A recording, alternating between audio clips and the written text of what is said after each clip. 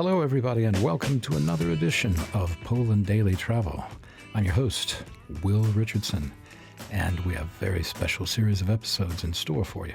In keeping with the spirit of the times, we're going to concentrate on green spaces close to home. We'll be visiting parks in Warsaw and giving you a little bit of the history. Discovering Warsaw's parks is an indispensable part of understanding the city itself. We'll start at Żoliborz in the north. Then we'll move to the Wola district before ending up in the center. On each stop, in each episode, we'll be showing you places where you can relax, stretch out, exercise, or just loaf and take it easy. So let's have a first look at some of the walks. It's Warsaw Parks on this next series of episodes on Poland Daily Travel. Thanks for watching.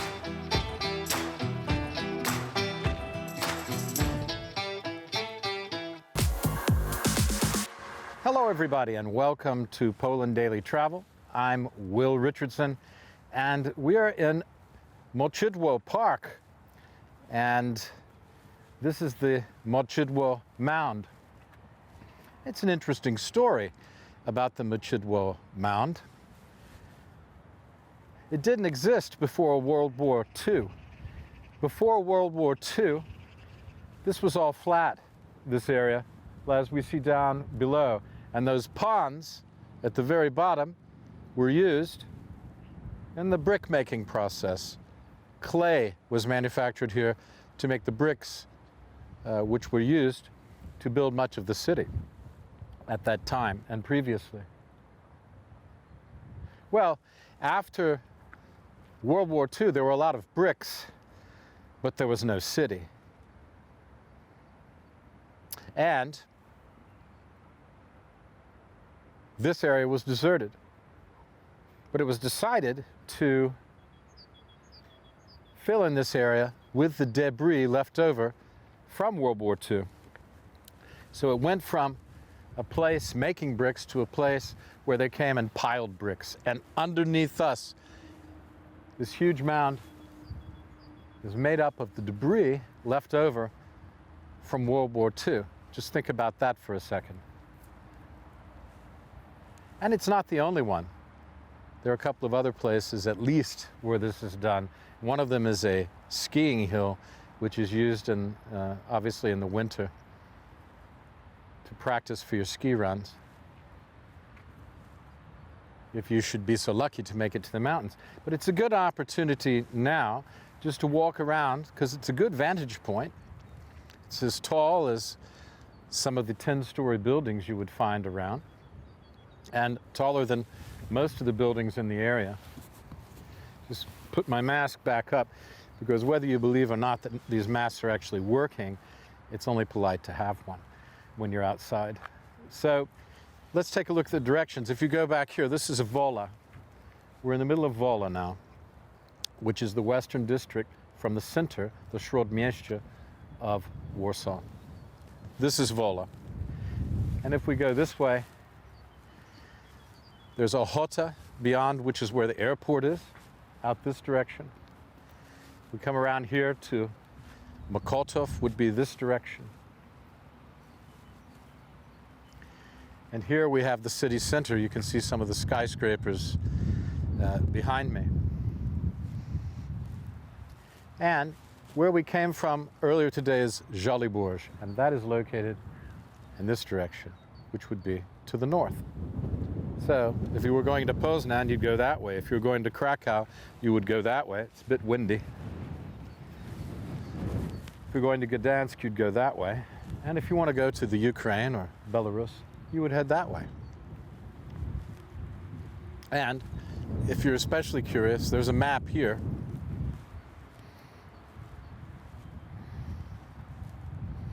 Which gives you all the directions and gives you all the different boroughs. There are 14 or 15 boroughs of Warsaw. The largest one is, in fact, Wawer or Białęka are the largest ones. The smallest one is Żoliborz, where I live, as I said before. Okay, this is Wola, and this is the Moczydlo Park. Let's take a few pictures for you, and we'll see you after the bumper. Thanks for watching.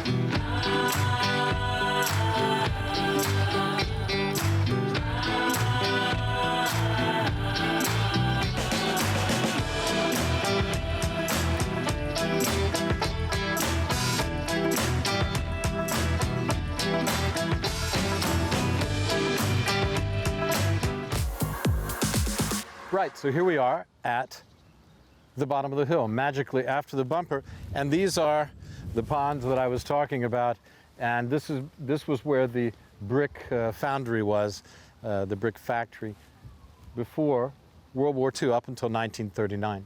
And of course, that's the mound up there. This was one of 4 mounds that were planned in 1945 after the war. Now they're recreation places. This is of course, Moczydlo.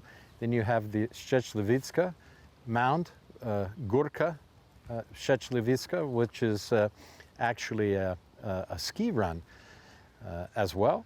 And you had the Warsaw Uprising mound and another mound at the end of Kraszyńskiego Street, which doesn't exist. So that was where debris was planned to be put. They had to put it somewhere so they could rebuild the city. And that's what they did. It's amazing to think of the transformation that was done in the 1960s.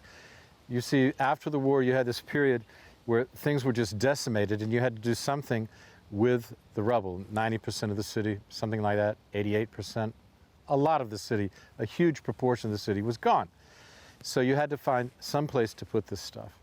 And then you could start to rebuild. So there was a period of time where the city was just being cleared so rebuilding could take place. And most of that rebuilding was to take place during the 50s. And by the 60s, after they've got places for people to live and establish neighborhoods again and got some semblance of life going properly again, in Warsaw,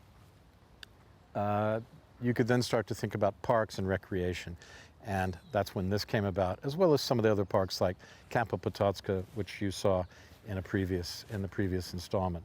Okay, that's it from Moczydlo.